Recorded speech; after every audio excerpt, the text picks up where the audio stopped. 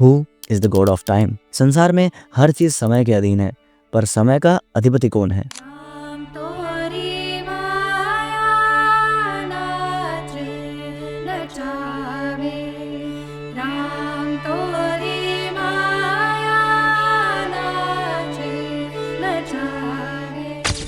उत्तर जानने से पहले कुछ बातें और जानते हैं। हिंदू धर्म में समय केवल एक अवधारणा नहीं, बल्कि एक ब्रह्मांडीय सिद्धांत माना गया है। काल सृष्टि, पालन और विनाश के चक्र को नियंत्रित करता है। हमने मृत्यु के देवता यमराज को काल से जोड़ा।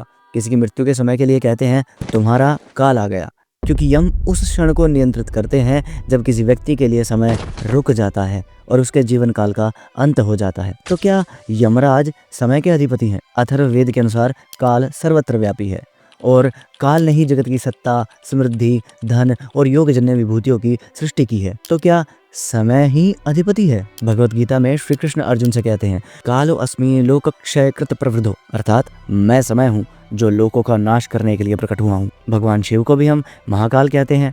शतरुद्र संहिता के ये शब्द देखिए, कालोसी तुम महाकाल है, काल कालो महेश्वर। हे भगवान, आप काल है, महान समय है, समय का समय है। हम भगवान शिव को भी सृष्टि के विनाश और पुनर्निर्माण के अधिपति के रूप में देखते हैं। माँ काली भी समय और परिवर्तन की शक्ति का प्रतीक है। महाकाली जो काल से भी परे हैं, ब्रह्मांड की अंतिम शक्ति हैं। वे जन्म और मृत्यु दोनों का नियंत्रण रखती हैं। तो आखिर वो is the God of time. हम किसे समय का अधिपति माने? अब हमें श्वेताश्वर उपनिषद 6:2 पर ध्यान देना चाहिए। ईश्वर ही काल कारो है, अर्थात काल का कारण है, इसका रचयिता है, या कहें अधिपति है। वही है जो काल में बहकर भी काल से नहीं बनता, जो सब कालों में है पर काल से परे महाकाल भी है।